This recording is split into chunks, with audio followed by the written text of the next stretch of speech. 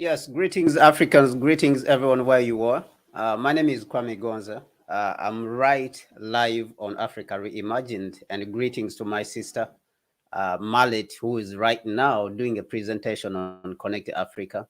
What we have come to talk about today is the issue of the death of Wagner, or the alleged death of the boss of Wagner, or the CEO and founder of Wagner, Mr. Prigozhin. Your Wagner, Prigozhin. Yes, I'm learning to speak Russians. He's called Wagner Prigozhin. Of course, famously known as Prigozhin. News is coming to us that he is dead. And I first heard this from BBC. And of course, because they are always sensationalist, I decided to go and get it from the real source, and that is RT News of Russia. It was important that I should get the news from the real source in Russia so that we can be able to understand what really happened. And actually, in Russia also, they are saying that he is dead. BBC was saying a while ago that Prigozhin died in a helicopter crash. But what is coming from Russia, from RT News, the source, it is saying that he died in a private jet crash through a plane called Embraer. It is called Embraer. I think, let me have a chance, if I can get a chance. If you look at the news, what they're saying here, they are saying that he died through uh, an accident. Prigozhin was scheduled to fly on the Embraer Legacy jet that crashed with no survivors. Authorities have reported it, because they are saying these are authorities are the ones who have reported. The head of the Wagner private military company, Yevgeny Prigozhin, was listed among the passengers scheduled to fly on a private jet which crashed on Wednesday in Russia's Tver region.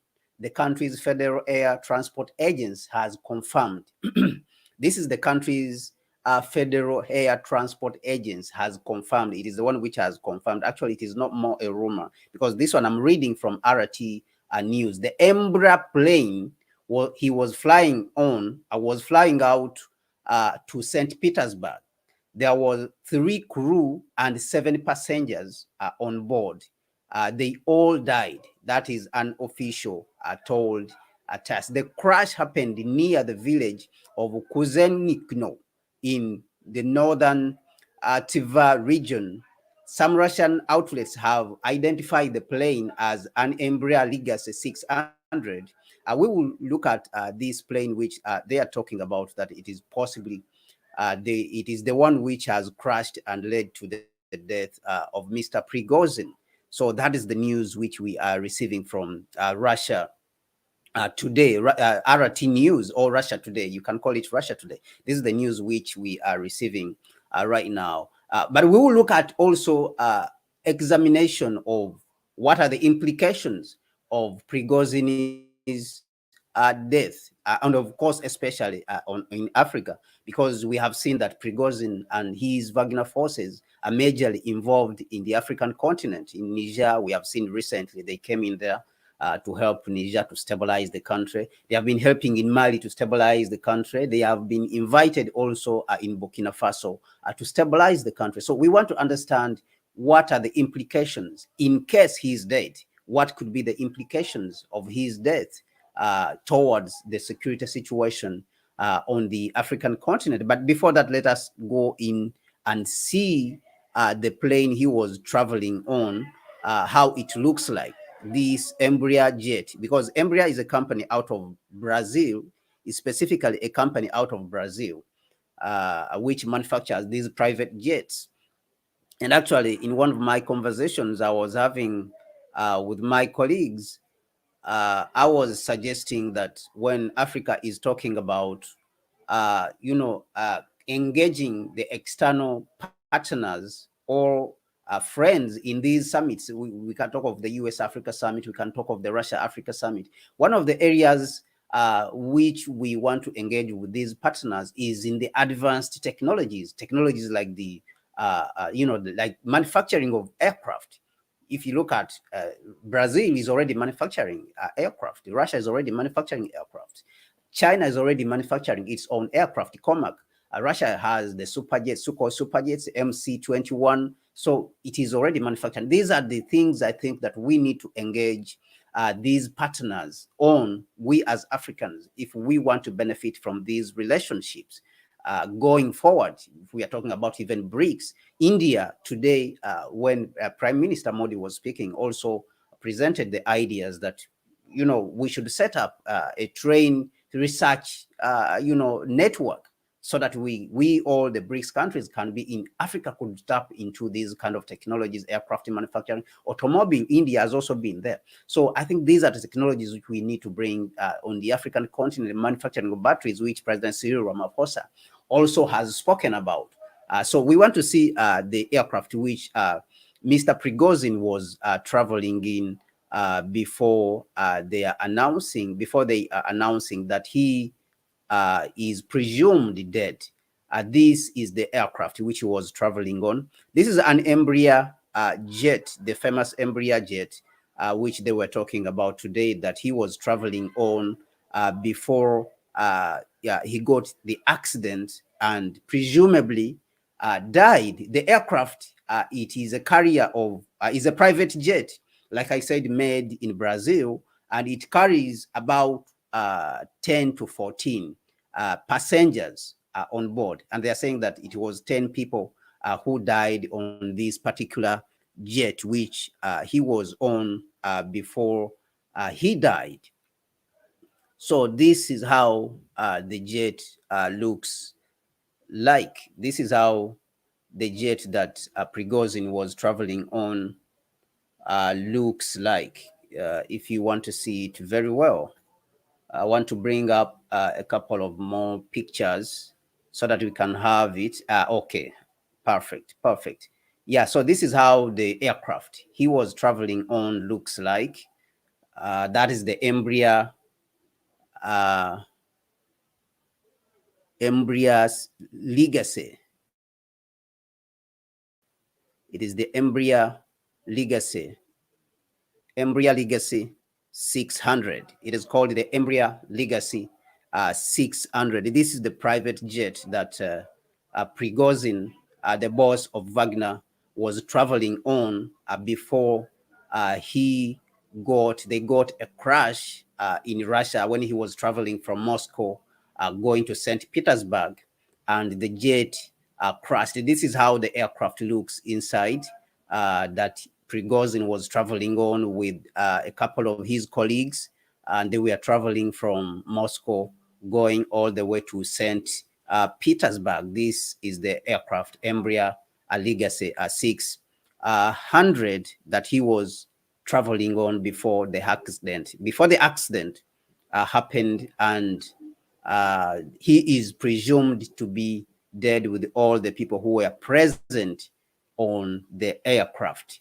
Now, what we want to examine and look at also is, of course, many people will be asking questions. What is the cause of his death? What could be the cause of his death? It looks like this is an untimely death. And we remember that a few moments ago, he had some friction with President Putin, whereby the Wagner chief was marching onto, was marching onto Moscow with his troops coming from the battlefield, and many people thought that he was going to carry out a coup in Russia. So many people would be suspecting, of course, that possibly maybe President Putin may have a hand in there, which I don't want to speculate right now. We want to first watch and see what is happening in the situation. It could be outsiders, of course. It could be because President Putin is in this situation also, whereby there's a lot of sanctions on him, and he was supposed even to attend the summit the BRICS summit in Russia that he was not able to attend. So it could be that there's a situation whereby they are trying to set up President Putin. I'm not saying that President Putin cannot participate in this kind of enterprise, but we want to first watch the situation and understand really what is happening at this moment. It could be an accident in itself, that it was an accident.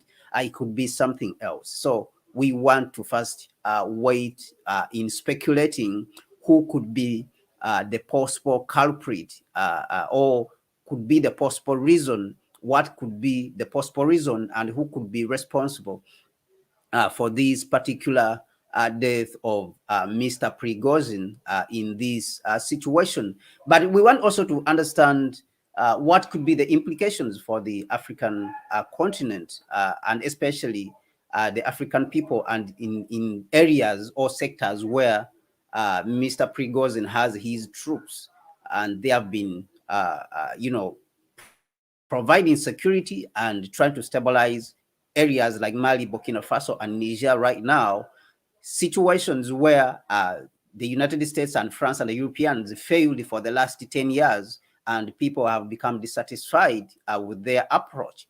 So there is, I think, two situations here which we can see that could happen. And I want to start with the most possible scenario, if I may say. The first most possible scenario which you can talk of is that Wagner may continue to do its work, and new people may be, appointed by the government in Russia to lead this organization, because it has been, representing, of course, on one side Russia as a private military, or company. It has been representing Russia in one way or another, whether you like it or not. So it is possible that the government in Russia could appoint a group of people to manage the work which has been going on, of which Prigozhin has been doing, and the work could continue all, across everywhere where it has been engaged, whether it is in Syria, whether it is in Burkina Faso, Mali, and Niger. So that is one scenario which you can expect that could happen, and this is what I would lean in on, most on as the most possible scenario that could happen, or could be the outcome of this situation that is happening right now, with the fact that they are saying that it is possible that Mr. Prigozhin may have died. Now, the second scenario that we could think of also is that it is possible that it may be dissolved and his troops may be recalled if Russia doesn't want to continue with the fact that Wagner was operating in these different regions. But if you remember, Wagner has really been very helpful to Russia, on the side of Russia. So it is unlikely that Russia would want to disband Wagner. But that is another scenario that is possible in this situation, that it is possible that Russia may decide to recall if there's no one able to handle the operations of what Wagner has been doing. But like we mentioned, Wagner has been very helpful in Syria. It has been very helpful in the Sahel right now, in Mali, Burkina Faso, and Niger right now. And even a few days ago, a couple of, I think it was even yesterday, a video was circulating around the internet where we were seeing Prigozhin was present in the Sahel region of the African continent. So it is possible that Russia may want this situation to go on like that, and to sustain the Wagner, or the Russian military itself may take over the management of the process, the processes of Wagner, and how they have been run from day to day, considering the presence of Mr. Prigozhin. So I want to thank you very much for supporting the channel. All those who are subscribed to the channel, those ones who are just coming in to watch, I want to appreciate you. I want to appreciate for your support, and go out there and support our channel called Connect Africa and the work which we are doing. Also support connecttoafrica.org, which is a website where we write all the things that we are engaged in. We publish articles about Africa. We want to appreciate you once again, and I want to extend my thanks to you, myself, And I appreciate you so much for everything that you have done for this channel and whatever you have done for Connect Africa. Go out there, look for Connect Africa, the channel. Thank you so much. Once again, my name is Kwame Gonza, and I appreciate your support that you are giving to my channel. Thank you so much. And share. Don't forget to share the channel so that we can spread the message out there, the Pan-African message. We should make Pan-Africanism a mainstream idea. That is what we are fighting to do. Thank you so much for all those who have supported me. Blessings and unity for Africa. Thank you so much.